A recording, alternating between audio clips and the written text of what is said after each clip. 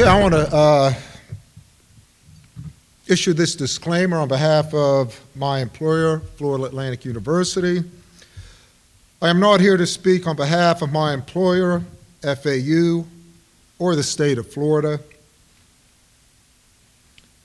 Under the protection of the Florida and U.S. Constitutions, I'm exercising my right of freedom of expression.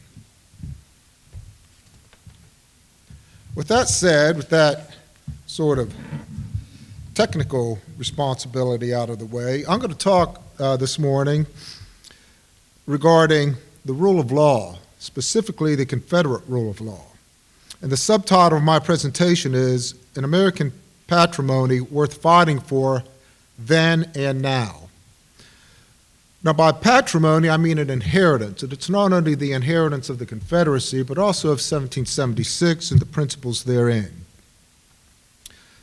But the events of 1861 to 1865 were very unique. And the individuals involved in that, I suppose you could say, crisis of American liberty were outstanding individuals. And I'm just going to give you three examples. This is a quotation from Reverend William A. Hall, Confederate chaplain of the Northern Virginia, Army of Northern Virginia, 1864. He wrote, "We are leading the great battle for the sum of modern history, for the regulated liberty and civilization of the age. It is a conservative religion against atheism, constitutional law against higher law, social stability against destructive radicalism."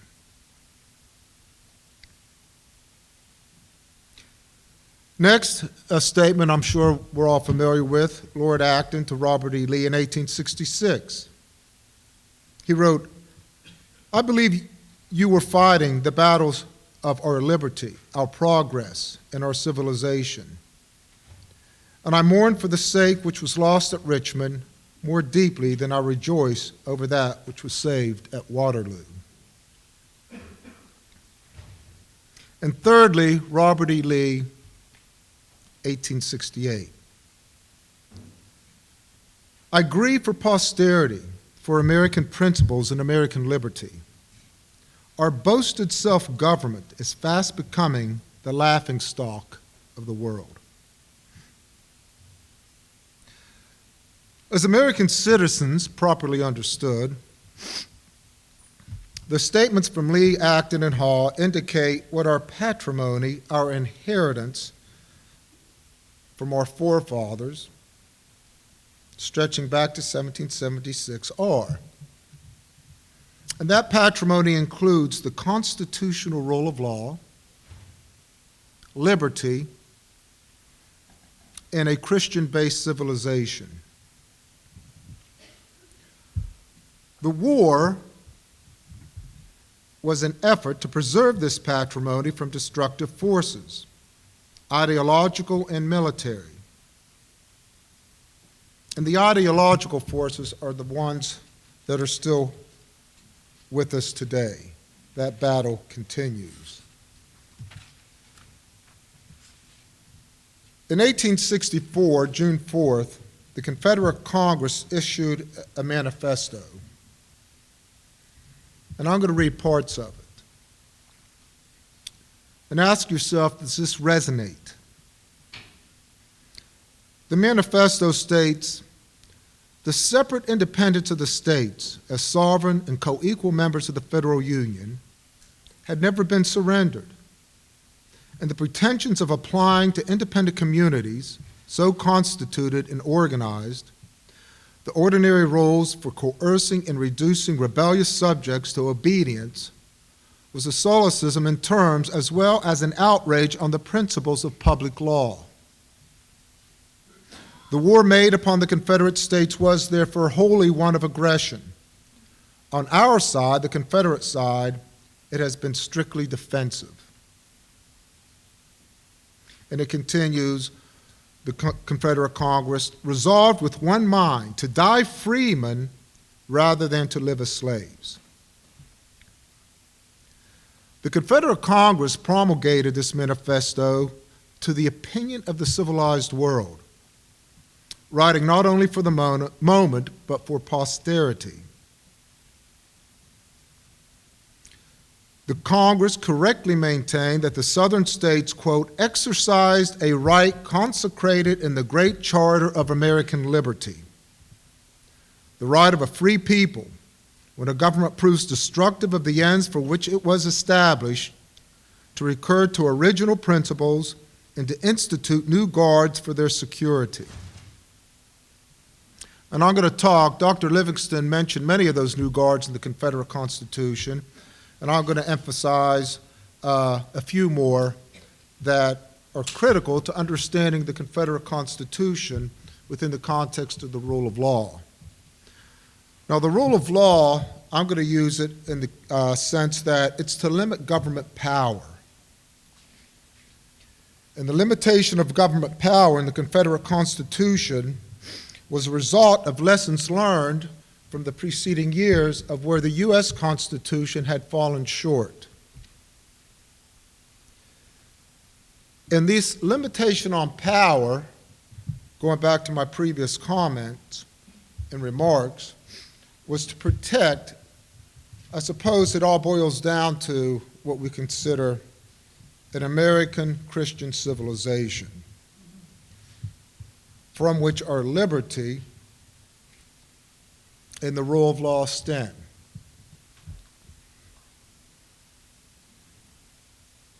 So the new guards for this security that the Confederates were so concerned about are found in the Constitution, the Confederate Constitution. And it's not a mere copy of the U.S. Constitution. It's a much improved document with procedural and substantive modifications, important new safeguards for life, liberty, and property. This is the Confederate Rule of Law, limiting the powers and prerogatives of the central government through fundamental law to better protect the lives, liberties, and properties of its citizenry. Now, one way the Confederate Constitution did this was to enhance American federalism, a more robust federalism. Let me give you a few examples. The Confederate Constitution's preamble contains 4 substantive qualifications to the U.S. Constitution's preamble. First, it affirms that the people of the Confederacy ordained and established the CSA Constitution through their respective states, each state acting in its sovereign and independent character. Those are the words that were added to the Confederate Constitution. So sovereignty, the locus of sovereignty, is in the states. And going back to the terminology that Dr. Livingston used, it is the Jeffersonian America as opposed to the Lincolnian America. It is the dispersed and decentralized political power. And power is probably the concept that's most important in understanding what was happening. It's about the locus of sovereignty. Sovereignty means power. Sovereignty includes politics. As Machiavelli informs us, the essence of politics is power, and the essence of power is violence.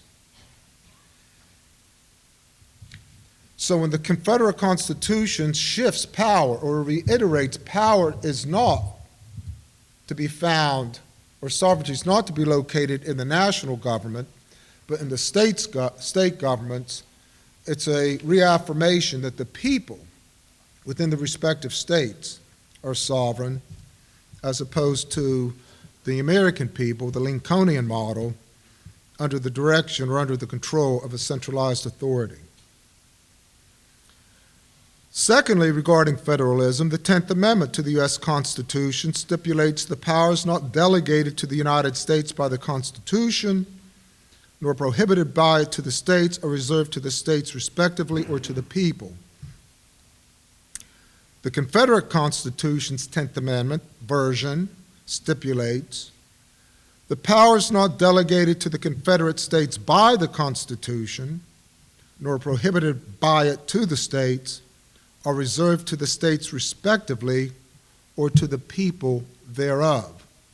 Once again, referring to the people within the states. The words respectively and thereof emphasize that the Confederacy is a government of the states, that it emanates from them, and that its powers are delegated by them. Now, this is not meant to imply that this is not the basis of the U.S. Constitution, but it wasn't stipulated in the U.S. Constitution, and the nationalists took advantage of that. The Confederate framers didn't want to provide that opportunity to Confederate politicians, as was the case under the U.S. model. Indeed, the Confederate powers are exercised directly on the Confederate people, but with the states as the guardians as to how those powers are to be exercised. The wording, or to the people thereof, in the Confederate Constitution clarifies that the American people do not constitute an alternative repository of power to the states. And it's notable that the Confederate framers placed their version of the 10th Amendment in Article 6, an explicit counterbalance to the Supremacy Clause that you find in the U.S. Constitution and the Confederate Constitutions.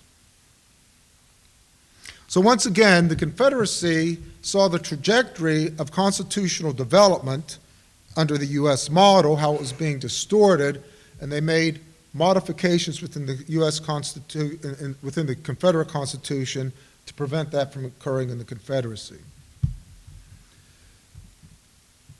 Thirdly, the Confederate preamble recovers the traditions of the Declaration of Independence. The Articles of Confederation, in an original view of the U.S. Constitution, that the states are the sources of authority for the national government, the Confederate framers deleted the phrases, quote, provide for the common defense and promote the general welfare, in order to particularize the Confederate Constitution's application to the states, in contrast to a general application to the American people. Whereas the U.S. preamble reads, we the people of the United States, the Confederate Constitution's preamble reads, we the people of the Confederate States, each state acting in its sovereign and independent character, reaffirms that the sovereign states, not the people of the Confederacy, are the principals, and the CSA government, their agent, the agent of the states. The preamble in Article 1, Section 8 clause of the Confederate Constitution lacks the general welfare phrase.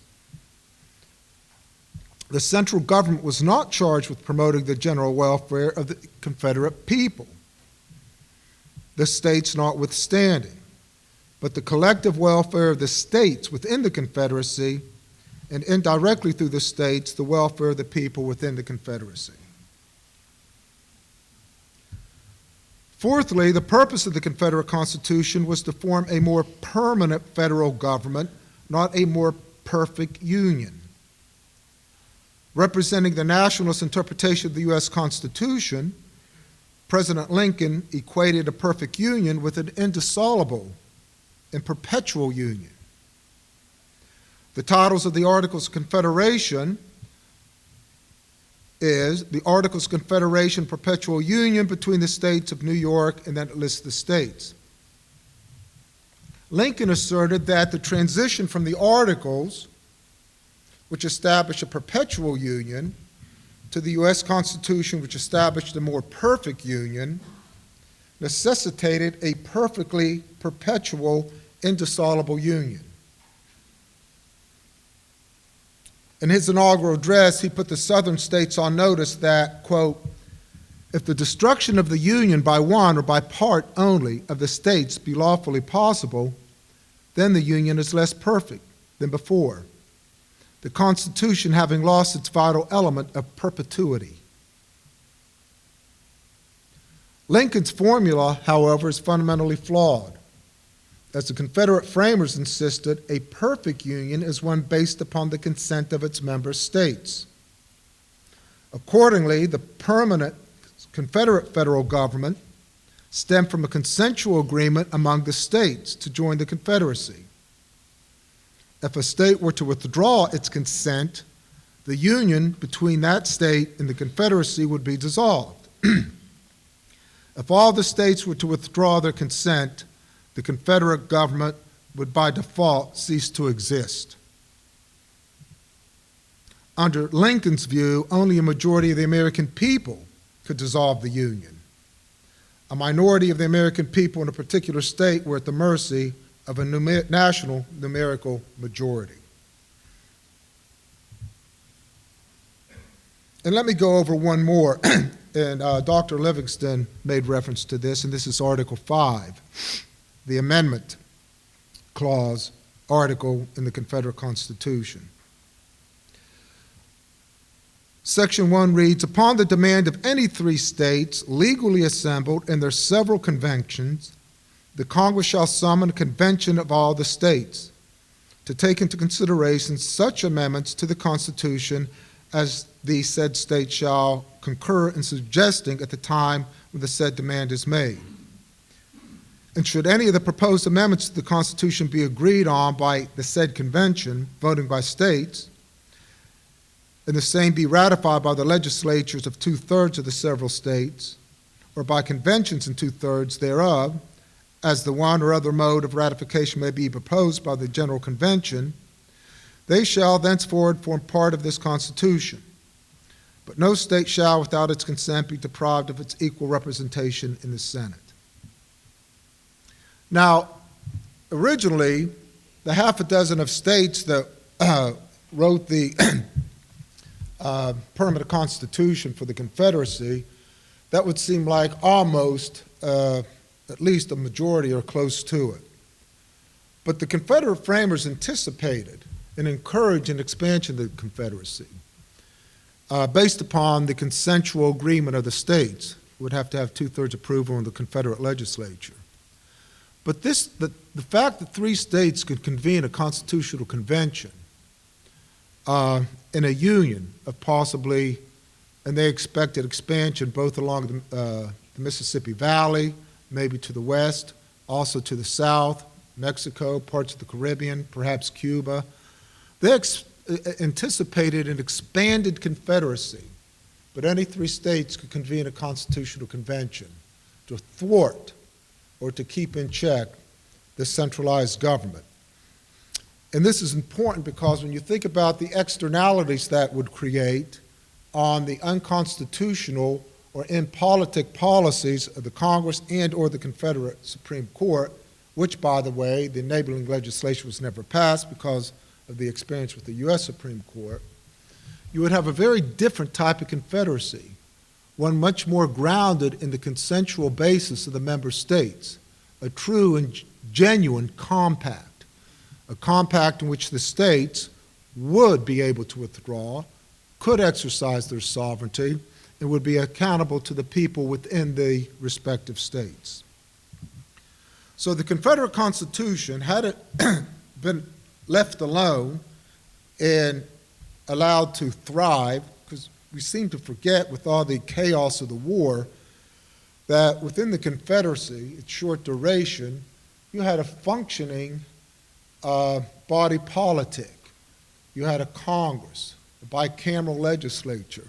You had an executive branch. And even though the Confederate Supreme Court was never organized, you had a vibrant court system within the Confederacy of circuit courts. You had due process, substantive due process. You had a viable, active, in many ways, a progressive type of political system. Now, I know we have to get to the Q&A, so let me just end by saying it is my contention that had the Confederacy survived, the constitutional rule of law, liberty, and Christian civilization would not be in the decline in all its member states. Maybe some, but not all. And this Christian civilization, not only in decline, but actually approaching distinction. or extinction. This is not to say the problems would not exist. It is to say that the means and opportunity to assault these fundamental pillars of Southern society, and in fact American society, would have been minimized. Now, the subtitle of my presentation is An American Patrimony Worth Fighting for Now and Then.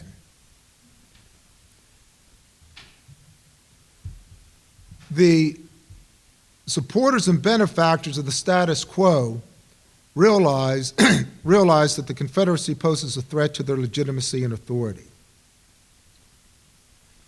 and cannot risk Confederate principles to rise from the ashes of 1865. To incur that risk is to put into jeopardy the system of centralized power so crucial to their hold on power and their short-term and long-term policy objectives. It is not a mystery that accurate history and symbolic representations of the Confederacy are the sources from which the Confederate phoenix could rise from the ashes. False history must be taught, and symbols such as the battle flag, Confederate memorials and monuments must be removed. Otherwise, the transfer of knowledge regarding every American's rightful patrimony would cause discomfort about, if not rebellion towards, the status quo. Like the phoenix of Greek mythology gaining its strength from the sun and rising from the ashes, the American people, the Southern people, could be regenerated, a new birth of freedom, if you will, from exposure to true history and Confederate symbols. And I don't underestimate the value of these symbols. And there's a whole body of literature that is fairly convincing about the importance of memorials, monuments, symbols, and communicating from one generation to the next principles and values that can't be expressed through words. The symbolic expression is extremely important. To paraphrase Senator Hunter's address to the U.S. Senate in January of 1861, in his resignation statement, he said in part, "Is there any free people who are worthy of liberty, who would not say that sooner than yield to oppression and tyranny, we bid you to wrap in flames our dwellings and float our land in blood?" So my remarks are reference to words like power, sovereignty. The flip side of that is oppression and tyranny. Our whole political system is predicated on the acceptance that unchecked political power will eventually result in tyranny. It could be soft, it could be hard. Both are highly objectionable, and sometimes the soft is more sinister and more destructive than the hard.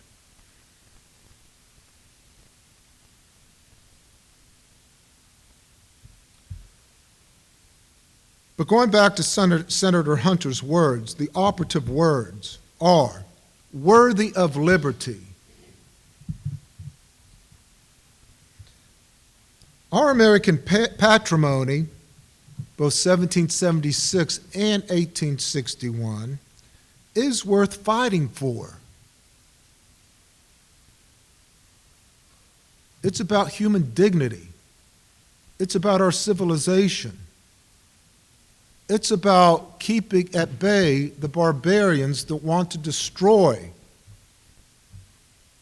a unique experience, an opportunity in human history. It's about the future, our children, our grandchildren, our great-grandchildren. I started with those quotations from the men of the early 1860s. They saw it coming. They saw the trajectory.